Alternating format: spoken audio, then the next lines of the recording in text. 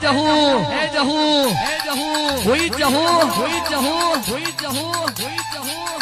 you know what is the similar name of Jahu?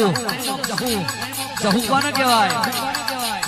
કોઈના ઘેર લાલભાઈ, કોઈના ઘેર ફૂલભાઈ, કોઈના ઘેર અખતભાઈ, કોઈના ઘેર દીપભાઈ, કોઈના ઘેર કારુડી, કોઈના ઘેર રોમભાઈ, કોઈના ઘેર જહુભાઈ, કોઈના ઘેર ચોપડી. હુઈ ચોપડી